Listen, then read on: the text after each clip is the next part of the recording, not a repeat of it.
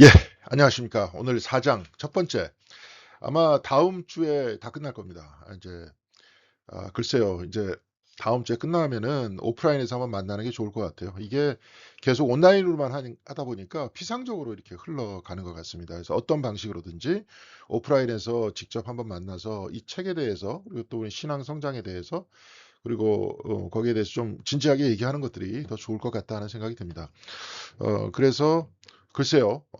다음 주에 만나야 되나, 아니면 다음 주에 마지막으로 이것까지 다 한 다음에 약속을 해서 그다음에 인제 뭐 주일날 만나도 되고, 뭐 토요일 날 만나도 되고. 근데 뭐 토요일 날 일부러 만나면은 좀 시간이 뭐 그렇게 됐다, 지체된다 이렇게 얘기할 수 있으니까, 하여튼 어떤 방향으로든지 여러분들이 그 의견을 제시해 주면 감사하겠습니다. 여하튼 한번 만나는 거는 만나야 될 것 같다, 이 생각이 듭니다.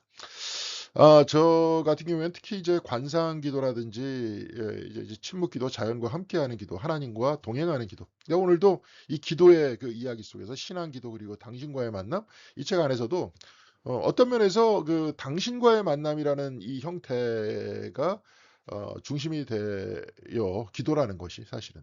그리고 이분도 이제 그렇게 얘기했는데, 여기서는 이제 토마스 멀튼이라는 그 수도사가 그렇게 얘기했죠. "The sky is my prayer." 그러니까 하늘은 내 기도다.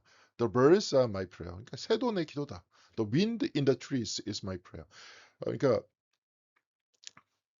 나무가 막 바람에 흔들리는 거, 그것도 내 기도다. 왜냐하면 For God is all in all. 하나님께서는 그 모든 것 속에 모든 것이 되시기 때문이다. 모든 것 속에 내재하시고 계시기 때문이다. 그렇죠? 그러니까 우리는 하나님과 어떻게 만나는 거예요? 당신과 만나는 거예요, 당신과. 그렇죠? 하늘을 통해서도, 새들을 통해서도, 그다음에 흔들리는 나무를 통해서도. 예. 그러면 이런 사람은 그냥 그 보면서 걷는 게 기도입니다. 예. 왜냐하면 기도는 당신과의 만남이기 때문에 그래요. 근데 이제 우리 기도는 소원성취. 예. 그 옛날에 이제 샤머니즘적인 그런 이야기와, 이제 뭐 불교도 마찬가지죠. 그래서 막 옛날에 그 사람이 누구죠? 그 정토종의 그 누구예요? 그 스님 계신데. 예. 아니요. 뭐 시간이 뭐 하여튼 뭐 그분이 그랬다며요. 예. 뭐 붓다상 앞에다가 기도를 하나, 앞에다 성모 마리아상 앞에다 기도를 하나, 결국은 내 소원 성취해 달라는 건데, 결국 마음은 똑같은 건데 왜 서로 싸울 필요가 있느냐. 이제 그런 얘기예요. 둘 다 사실은 웃는 거죠. 그분 같은 경우에 그런 기도를 드리는 게 아니니까. 네. 그러니까 이제 나 자신의 원함을 집착해 가지고 뭔가를 얻으려고 하는 거. 여기에서도 이제 그것이다, 기도가 아니다 하는 것을 얘기해 주고 있습니다. 그럼 기도란 무엇이냐? 이제 정확하게 한번 정의를 내리고, 그냥 쉽게 썼기 때문에 정확하게 이제 우리가 알 수 있을 것 같습니다. 자, 여기서 이제 일본 학생들이 또 이제 강의하다 보니까, 이분이 그 학교에서 강의를 하다 보니까 거기서 이러저런 이제 얘기를 솔직하게 다 쓴 거예요. 이제 그중에 몇 개를 가지고 왔습니다. 근데 그게 뭐냐면, 어째서 행복한 가정에서 태어난 사람이 있는가 하면, 그러니까 하나님이 공평하다 그러면서 어떤 사람은 행복한 가정에 태어나고 어떤 사람은 그렇지 못한 가정에 태어나고. 그렇죠? 요즘에 뭐 맨날 이제 젊은 사람들 공정 좋아한다 그러지만 출발점이 다르잖아요. 가난한 집에 태어난 사람하고 저 강남 부잣집에 태어난 사람하고, 어렸을 때부터 그가 이제 학업 성취를 위해서 도와주는 사람의 그게 다른데, 혼자 공부하는 거하고 옆에서 도와주는 거하고 다르잖아요. 예. 그러니까 아예 출발선이 다르지 않습니까? 근데 물론 이제 그것이 극복되기 위해서 여러 가지 장치가 있긴 있지만 쉽지가 않죠. 그러니까 여하튼 간에 행복한 가정에서 태어난 사람이 있는가 하면, 질병이나 사고, 살인 등으로 인해 비참한 죽음을 맞이하는 사람이 도대체 왜 있냐? 그리고 왜 이 세상에 그런 악이 존재하고, 왜 사람들이 이유 없이 죽어가야 되고, 뭐 저 요번에 이란 전쟁, 이란과 미국에서 전쟁이 일어났을 때 미국에서 잘못된 토마호크를 잘못되게, 그 미사일을 잘못된 곳에 떨어뜨려 가지고 학교에 떨어뜨린 거잖아요. 그러니까 옛날 지도에 보니까 거기가 혁명 수비대 무슨 거기였었다는 거야. 무기고나 뭐 뭐였었다는 거야. 근데 지금은 학교로 바뀌었어요. 근데 거기를 괜히 미사일로 때려서 아이들이 다 죽었잖아요. 네. 걔네들이 무슨 죄야? 아무 이유 없이 그냥 학교에서 수업 듣다가 그냥 죽은 거 아닙니까? 그러니까 왜 비참한 죽음을 맞이하는 사람이 있는 것인가? 그거를 만약에 이제, 그건 미국이 잘못한 거죠. 잘못한 거라고 생각 안 하고, 만약에 이제 이런 식으로 본다면 또 천재지변도 있잖아요. 예, 그렇죠? 그냥 가만히 있다가 갑자기 쓰나미가 일어나 가지고 죽기도 하고. 이제 왜 그런 거냐? 근데 물론 그러한 책임을 신에게 물어서는 또 안 될 거다. 예. 그래, 그렇게 일이 일어날 수 있다. 그렇지만 현실에 아무 간섭도 하지 않는 신이라면, 신은 있으나 마나 한 거 아니냐. 그렇잖아요. 뭐 신이 있어도 간섭을 안 하고, 없다면 아예 그냥 없는 존재이기 때문에 어떻게 간섭을 할 수 있겠어요. 그러니까 이런 것들을 이제 질문을 한다는 거죠. 음. 제가 이제 저도 이런 생각을 했습니다. 저도 이제 뭐 성경 공부 시간에도 많이 얘기하고. 근데 문제는 뭐냐면 어렸을 때부터 하나님에 대한 스토리가 머릿속에 없기 때문에, 그리고 이 세속 학문이라는 것들이 하나님을 배제하고 세상을 이해하는 거기 때문에 아이들의 머릿속에서 하나님이 존재할 수가 없어요. 그러니까 이제 가정에서 계속 기도 생활도 같이 하고 가정 예배도 같이 드리고, 그리고 이런 질문이 일어났을 때 이런 질문이 일어났을 때 대답해 줄 수 있는 힘이 있어야 되는 겁니다. "아 이거 나 몰라. 그냥 덮어 놓고 믿어." 그러면 이런 이야기를 한 사람들이 뭐라고 하겠어요. 예? 그러다 보니까 이거 말도 안 되다 이렇게 교회를 떠나게 되고, 사실은 그렇지 않습니까? 우리가 예전에 무슨 제가 시집 중에서도 '아 이런 거를 내가 좀 미리 알았으면.' 이렇게 이야기하는 그 시집이 있어요. 류시아 씨가 모아 놓은 어떤 지혜의 시집 같은 것들이 있는데, 우리가 여기에 대한 이 간단한 논리라도 좀 알았으면 그렇게 긴 시간 동안 뭐 예를 들어서 교회를 떠나 있지 않았을 텐데, 방황하지 않았을 텐데, 이런 얘기할 수 있지 않습니까? 자, 그리고 9.11 테러 이후 지금은 네, 이제 그런 이야기를 했다 그래요. 어떤 분이 "싸우는 것보다 기도해야 된다." 이런 얘기를 했다 그래요. 근데 솔직히 말해 저는 그 의미를 모르겠다. 기도하면 문제가 해결되냐? 예. 안 되잖아요. 안 되잖아. 예, 그러니까 우리가 또 여기에 대해서 그럼 도대체 기도가 뭐냐? 여기에 대해서 이렇게 얘기를 해야죠. 그리고 또 이제 한 학생은 믿는 것만으로 뭐 믿으면 다 된다. 어떤 아줌마가, 이상한 아줌마가 와서 자기한테 얘기했다는 거예요. 예, 아주 열심히 이제 어떤 신앙에 충만해 가지고 막 저번에도 길거리 지나가다가 막 소리치면서 지나가는 사람 봤는데, 예, 뭐 "너희들은 다 죄인이다." 막 이러면서. 근데 여하간에 믿는 것만으로 구원받는다. 믿는 것만으로 좋은 사람이 된다. 근데 믿는 것만으로 좋은 인간이 된다고 자기는 생각하지 않는다.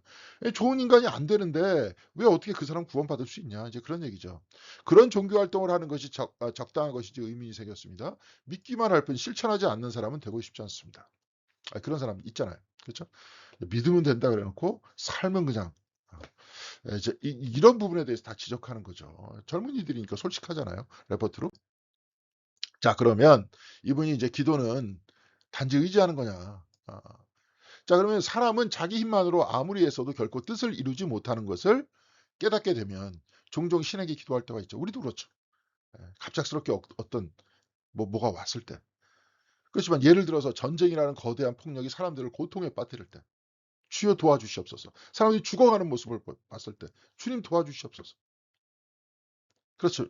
그런데 기도에는 적극적인 면도 있대. 요런 형태의 기도를 드리는 것 같지만, 그런다고 해서 상황이 바뀌지 않지 않느냐. 그러니까 어떻게 뭐 하나님이 있느냐 막 이렇게 묻지 말고, 이 기도 안에는 적극적인 우리의 측면을 보라는 거예요. 그 이후에 발생한 모든 사건에 대해서 하나님께서 어떻게 일할 거냐에 대해서는 우린 잘 몰라요. 그건 하나님께서 하시는 일이에요. 우리는 그냥 기도할 뿐이에요. 내가 이렇게 기도했으니까 나하고 똑같이 들어 달라. 이거는 내 생각이죠. 사람과의 관계에도 마찬가지잖아요. 누구한테 아무리 부탁을 해도 나는 부탁하는 것뿐이지 들어주는 그건 뭡니까? 저 사람이 필요에 따라 들어주는 거 아니에요. 친구 간의 관계도 마찬가지인데. 근데 하나님도 내가 하면은 당연히 들어줘야 된다. 이건 말이 안 되잖아요. 그런데 이 기도에는 적극적인 면도 있다. 이건 뭐냐면 아무도 없는 공간에서 잠시 조용한 기도를 가질 때, 바꾸겠습니다. 기도를 가질 때 우리는 자신을 둘러싼 여러 문제를 정면으로 마주할 수 있다는 거예요. 내가 진짜 예를 들어서 뭘 해야 되는지 잘 안 돼. 그러니까 학교 다닐 때는 이제 막 공부 같은 얘기 막 그런 얘기겠죠. 근데 여하간에 내가 뭘 추진하는지 잘 안 돼. 그런데 오히려 조용한 한적한 곳에서 하나님께 기도드리면서 나 자신을 회개한다 그러잖아요. 다시 돌아보는 거 아니에요, 자기 자신을. 그렇잖아요. 뭐가 잘못됐는지, 뭘 어떻게 해야 되는지. 그런 시간을 가질 수 있는데 그게 바로 기도라는 거예요. 그런데 친구들과 수다를 막 그냥 떨면서 막 놀면서 막 이래. 근데 어느 것이 자기 자신의 문제로부터 도망치는 것이냐? 기도하는 것이 정면으로 마주하는 것이냐, 아니면 친구들과 수다 떠는 것이 정면으로 마주하는 것이냐. 오히려 기도하는 것이 정면으로 마주대야 하는 것 아니냐. 우리가 기도를 그렇게 받아들여야 된다는 거예요. 자, 그러면서 이제 보네포의 가르침으로부터 하면서 기도라는 것은 또한 실천이 필요하다 하는 것을 얘기하고 있습니다. 그러면서 뭐라고 얘기하냐면 우리가 그리스도인이라는 것은 두 가지로 성립될 것입니다. 보네포가 이렇게 얘기했어요. 즉 기도하는 것과 사람들 앞에서 정의를 실현하는 것. 이 두 가지. 이거는 이제 어거스틴이 그렇게 얘기했잖아요. 기도하십시오. 그리고 당신이 해야 할 것을 하십시오. 아주 간단한 얘기예요. 기도하고 하라는 거예요. 기도하고 기도하면서 대면하고 기도하면서 생각하고 기도하면서 자기 자신을 돌아보고 그다음에 하라는 겁니다. 자 그러면서 여기서 이분이 이렇게 얘기하죠. 기도가 먼저 보네포트 기도가 먼저 얘기했다잖아요. 그리고 정의가 그 뒤에 온다는 거예요. 고독 가운데에서 기도할 때 비로소 자기 자신의 문제를 인식할 수 있고 정의가 무엇인지를 이야기할 수 있다는 거예요. 히틀러 때문에 기도해서 히틀러는 뭡니까? 극우주의 아니에요. 극우주의. 예.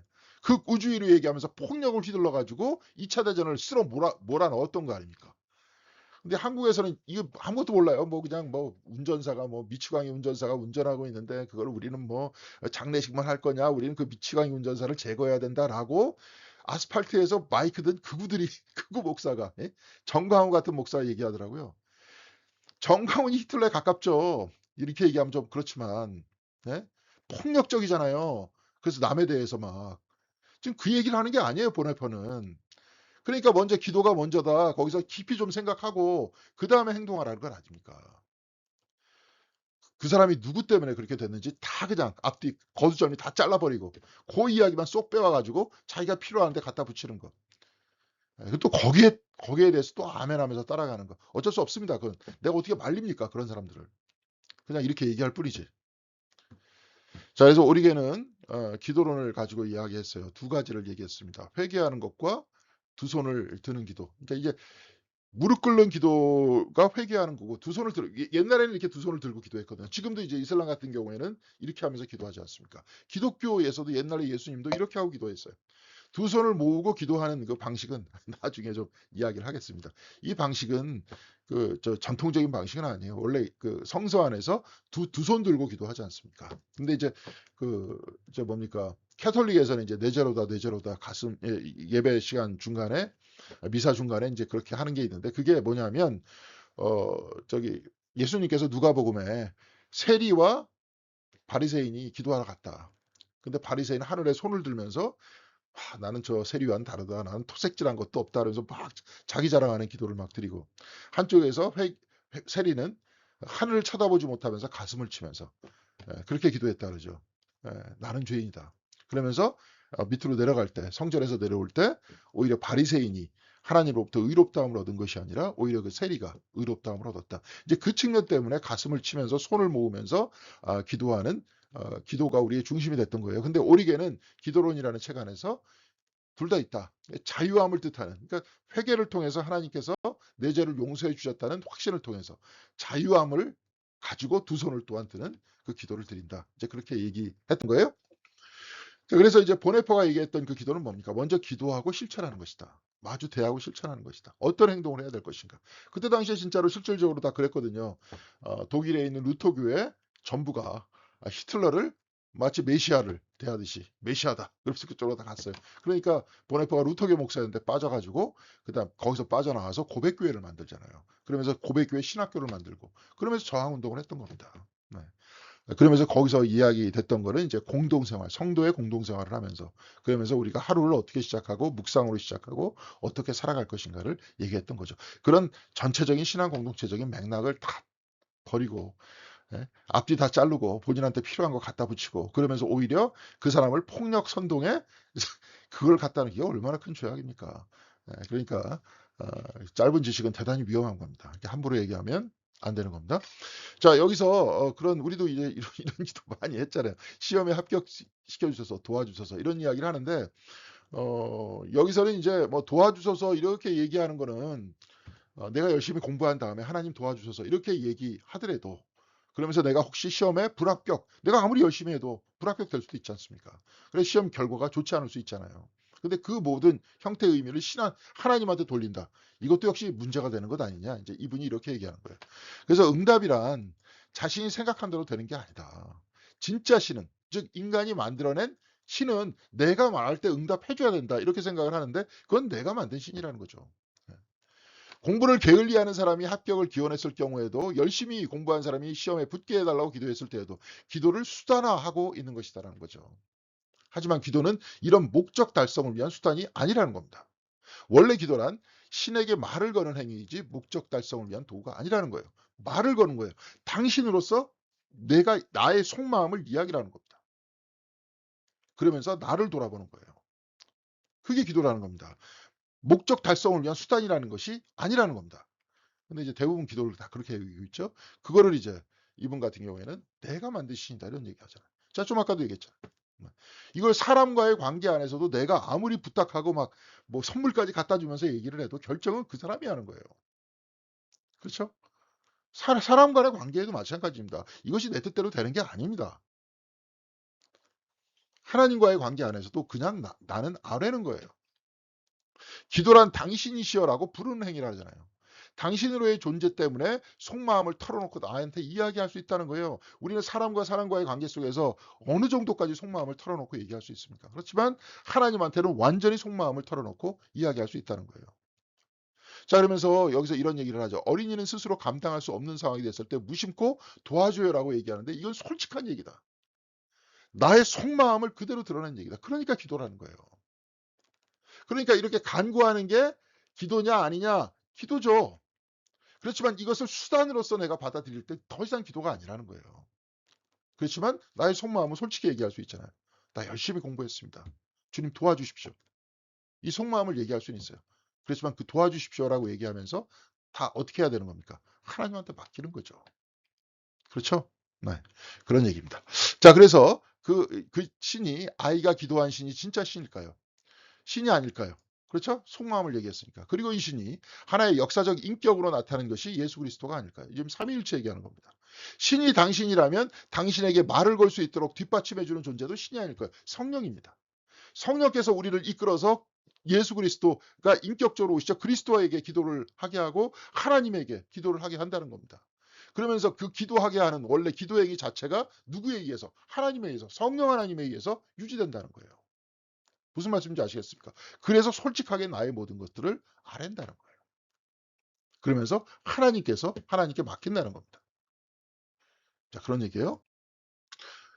자, 그래서 믿음의 담대함 팔레시아예요. 이게 이제 팔레시아라는 말은 이제 그 모든 것을 말하다, 솔직히 말하다 그런 뜻인데요. 이소크라테스라는 사람은, 소크라테스가 아니라 이소크라테스라는 사람은 아테네의 민주제는 있지만 팔레시아는 없다. 솔직하게 말하는 것은 없다. 이런 얘기를 했고요. 아리스토텔레스는 긍지와 관제가 아니라 관대입니다. 관대한 마음을 소유한 사람은 자신의 생각을 자유롭고 솔직하게 말할 수 있다. 팔레시아라고 얘기해요. 그러니까 팔레시아는 솔직하게 얘기하는 거예요. 이거 왜냐하면 기도가 팔레시아이기 때문에 그래요. 근데 필론이라든지 요세푸스와 같은 사람은 기도는 두려움 없이 솔직하게 하나님께 말하는 거라는 거예요. 나의 속마음을. 여기서 이제 아리스토텔레스라든지 소크라테스가 얘기하는 것들은 뭡니까? 팔레시아, 곧 솔직하게 사람들 앞에 말하는 건데 우리는 기도를 팔레시아라는 똑같은 언어를 가지고 하나님한테 솔직히 말하는 것으로 얘기가 됐다는 거예요. 그렇게 번역하면서 썼다는 거예요. 예. 그래서 이소크라테스라는 사람은 신에게 팔레시아하는 거, 솔직하게 말하는 것은 모독이라고 했어요. 이 사람 기독교인이 아니니까. 신을 향해 내뱉는 말은 여기도 의식이나 의례 등 일정한 형식에 준거한 것이어야 한다. 당시에 그리스인들이 그랬었어요. 의례나 의식에 따라서 말해야 되는 것이기 때문에 팔레시아로 기도해서는 안 된다라고 생각했던 거예요. 그런데 필론이라든지 이 사람은 이제 그 유대인 철학자입니다. 요세푸스도 유대인이에요. 예. 그 사람들은 바로 그때 당시에 히라버를, 이 팔레시아라는 히라버를 가지고 들어와서 하나님한테 기도하는 것을 이 팔레시아로 썼다는 거예요. 자, 그 이유는 뭐냐? 출애굽기 33장 11절에 있어요. 주님께서는 마치 사람이 자기 친구에게 말하듯이 모세와 얼굴을 마주하고 말씀하셨다. 태에서 당신으로서 말씀하셨다. 그래서 솔직하게 얘기했다. 그래서 모세도 속마음을 솔직하게 이야기했다. 하나님께서도 그렇게 대하셨다 하는 겁니다. 그래서 팔레시아는 아버지여, 주여 이렇게 얘기하잖아요. 우리 기도할 때. 이게 신성 모독이었잖아요. 옛날에 아버지여라고 얘기하는 게. 주님께서 그것 때문에 십자가에 못 박히셨잖아요. 근데 그렇게 기도했잖아요. 그래서 팔레시아라는 겁니다. 그래서 믿음의 담대함이라는 것은 바로 이것이에요. 그래서 하나님한테 솔직히 아뢰는 거예요. 요즘에 이제 우리가 새벽 기도 때 시편 얘기하는데 별별 얘기 다 하잖아요. 그 안에서. 하나님을 찬양하는 얘기도 있으면서 막 남 저주하는 얘기까지도 있잖아요. 솔직하게 다 얘기하는 거예요. 근데 내가 저주하면서 내가 그를 죽이는 게 아니라 하나님께 아뢰잖아요. 그리고 하나님께서 그렇게 알아서 해달라. 그러면서 이 모든 것들을 털어놓은 다음에 하나님을 찬양하고 끝나지 않습니까? 그러니까 이제 이게 팔레시아 그런 이야기라는 겁니다. 이게 기도라는 거예요. 그래서 이제 니사의 그레고리우스라는 사람, 이 사람이 이제 니사의 그레고리우스를 전공했으니까 기도로 인해 우리의 양심이 고양될 수 있다. 그렇게 기도를 하다 보니까 하나님을 찬양할 수도 있고 우리의 양심이 고양될 수도 있고 우리 자신을 돌아보니까 그렇죠? 그렇게 할 수도 있다. 그때 팔레시아의 기초가 되는 것이 선행될 때 신을 향해 감히 아버지여라고 말할 수 있게 되는 거예요. 그렇게 솔직하게 내 자신의 모든 속마음을 하나님께 말씀드릴 때 그때 아버지야라고 우리는 이야기할 수 있다는 거예요. 또 이게 솔직함과 나너, 당신이죠. 그러니까 당신은 인격적 속사람의 모습으로 이야기하는 것이고 피상적으로 인간과 인간이 자꾸 얘기할 때는 거짓말하고 막 적당히 넘어가고 그러잖아요. 근데 하나님 앞에서 이야기할 땐 인격적인 만남, 솔직한 만남이다. 이 부분은 뭐 어렵지 않은 부분이니까 여러분 한번 찾아보시면 되고요. 나, 너, 당신의 관계는 비일상적 관계라는 거예요. 이런 솔직한 마음을 털어놓는 관계는. 뭐 예를 들어서 여기서도 이렇게 얘기하지만 무슨 뭐 아파트 거래를 할 때 뭐 무슨 상거래를 할 때 우리가 솔직하게 얘기 못하지 않냐. 그렇지만 하나님과의 관계는 비일상적 관계다. 그래서 우리가 은혜 받았다 할 때는 뭐냐면 때의 은혜, 순간의 은총이라는 게 뭐냐면 그 순간에 나의 마음이 열릴 때가 있죠. 내가 마음이 솔직하게 이렇게 다 드린다 이렇게 쭉 얘기하다가도 진정으로 우리의 마음이 열리면서 하나님 앞에 눈물 콧물 다 흘리면서 다 나의 속마음을 드릴 때가 있잖아요. 그게 바로 때의 은혜와 순간의 은총이라는 겁니다. 나를 드리는 거예요. 네. 자, 도우심 없는 외침 이제 여기서도 아까 그 꼬마애가 진짜 도와달라 이렇게 기도하는 것이 있는데요. 까라마조프가 이제 형제 중에서 이반이 이제 알로샤라는 자기 동생한테 들려주는 이야기 중에서 또 소녀가 부모한테 학대당했던 그 이야기를 들려줍니다. 근데 그 이야기가 그러니까 이제 이게 굉장히 불합리하다 이거죠. 그 아이가 이제 어, 쉽게 얘기해서 대변을 제대로 가리지 못했다는 이유로 그냥 아이를 학대하고 그다음에 이제 막 하여튼 뭐 여기서 얘기할 수 없습니다. 거기서 직접 한번 읽어보세요. 근데 그 내용이 실질적으로 당시 러시아에서 일어났던 사건이라는 겁니다. 신문에서 도스토옙스키가 그것을 보고 거기에 대한 엄청나게 동정, 예? 극률함을 느끼면서 그 소설에 기록을 했다는 거죠. 그러면서도 이제 우리가 부모에 의해서 학대받은 그 많은 아이들의 모습이 있잖아요. 근데 이 소녀가 하여간 그 추운 겨울에 화장실로 쫓겨가지고 있으면서 기도했다잖아요. 하나님 나를 지켜주세요. 이렇게. 이런 기도가 진정한 기도라는 거예요. 그렇지만 이것이 도우심이 없는 외침 아니냐. 네? 그렇지만 거기에서 하나님이 응답한다, 응답하지 않는다. 그걸 가지고 하나님의 존재의 유무에 대해서 우리는 얘기할 수 없다는 거예요. 기도라는 것은 이렇게 간절하게 우리의 내면을 하나님께 드리는 것. 그리고 하나님과 인격적으로 만나는 것. 그런 이야기예요. 그러면서 여러분도 한번 보세요. 그래서 뭐 우리가 자꾸 이제 어떤 사람은 잘 되고 어떤 사람은 못 되는 거 이런 모습들을 보면 자꾸 인과응보적으로 생각하게 되잖아요. 저 사람이 뭔 죄를 졌길래 아니면 내가 무슨 죄를 졌길래. 그런데 요한복음 9장 1절에서부터 11절까지 이렇게 말씀을 보면 나면서부터 장님인 사람이 있잖아요. 네. 근데 그 사람이 있는데 저 제자들이 저 사람의 그 누구의 죄 때문에 저렇게 됐냐? 부모의 죄 때문이냐? 아니면 저 사람의 죄 때문이냐? 근데 예수님께서는 그 부정하시잖아요. 저 사람의 죄도 아니고 부모의 죄도 아니다. 바로 이를 통해서 하나님께서 하시고자 하는 일을 드러내 보이시려고 그런 것이다. 그러면서 치유해 주시잖아요. 네.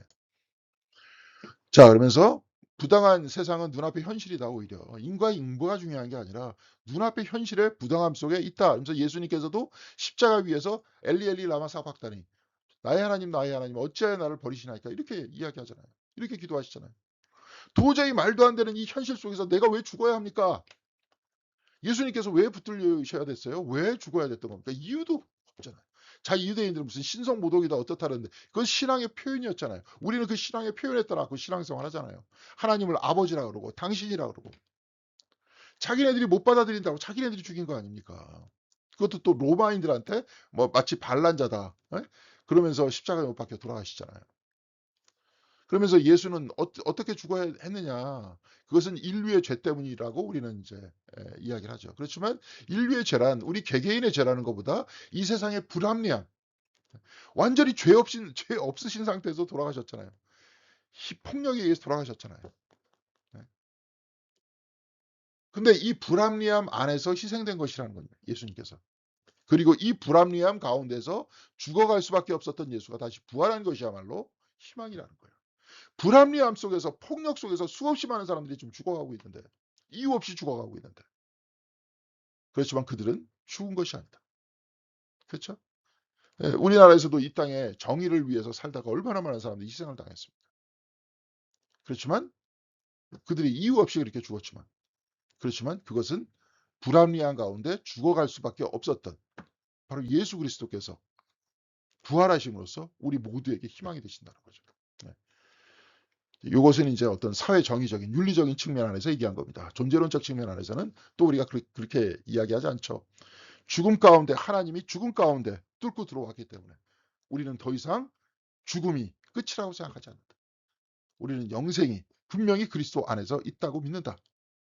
이제 이런 얘기합니다. 네.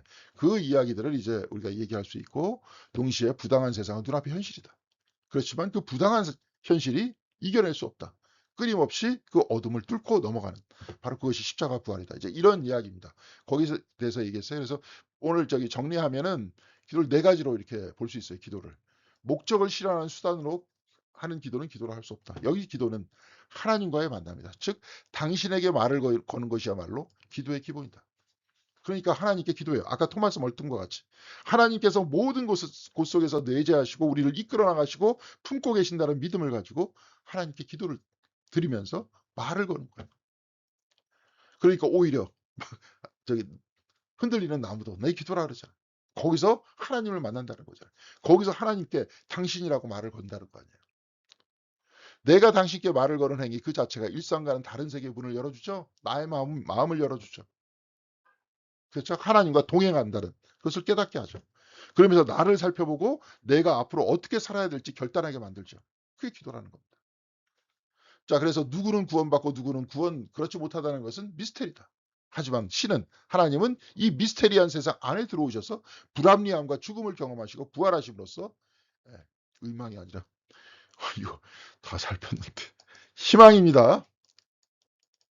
예, 희망이에요. 희망의 가능성을 열었다는 것은 분명하다. 그러면서 불합리함이 영원히 가지 않는다. 사람들은 그래서 끊임없이 불합리함을 극복하려고 한다. 또한 그리스도께서 이 세상 안으로 들어오셔서 우리를 품고 어떻게 했다 그랬습니까? 구원으로 인도하셨다. 그렇기 때문에 우리는 앞으로 나오는 우리에게 다가오는 죽음도 우리는 두려워하지 않고 그 죽음 안에서 희망을 가질 수 있다. 그런 얘기입니다. 자, 그래서 이 네 가지예요. 이 기도가 소원성취라고 내 뜻대로 다 되는 그런 얘기가 아니라 어떤 면에서 하나님과의 인격적인 만남이고 그 인격적인 만남 속에서 나를 결단하고 살아나게끔 하는 것. 바로 그것이 기도다 하는 것을 이야기를 해주고 있습니다. 자, 여러분 어떻습니까? 바로 그것이 기도잖아요. 지금도 생각해 보시면 그랬을 겁니다. 그냥 막 해달라 그러다가 안 들어주면 어쩔 수 없어. 이렇게 얘기하다가 어느 순간인가부터 우리 모두의 신앙이 기도를 통해서 하루를 시작하고 기도를 통해서 결단하고 기도를 통해서 나 자신을 돌아보고 아까 토마스 멀튼처럼 나중에 보면 하나님께서 모든 것 안에 내재해 있으니까 모든 것 속에서 하나님을 만나면서 우리가 숨쉬고 걸어다니는 그 모든 것들이 다 기도면서 하나님과 동행하는 삶이다. 이렇게 얘기할 수 있잖아요. 그게 기독교인의 삶이 아니에요. 기독교인의 삶의 목적은 하나님과 동행하는 거 아닙니까? 예수님께서 십자가를 지고 나를 따르라 했으니까 그리스도의 뒤를 따르고 하나님과 동행하는 삶. 바로 그거잖아요. 바로 그것이 기도를 통해서 이루어진다. 그리고 아까도 얘기했지만 성령께서는 기도하게 하시고 또한 하나님께서는 이 땅에 인간의 모습으로 들어오셨고 그렇죠? 하나님께서 또한 창조주시다. 이렇게 얘기했듯이 하나님께 기도하게 하고 그리스도께 기도하게 하시는 분. 그분도 성령님이시잖아요. 그래서 기도는 하나님으로 인해서 이루어진다 하는 것을 기억해 둬야 될 것 같습니다.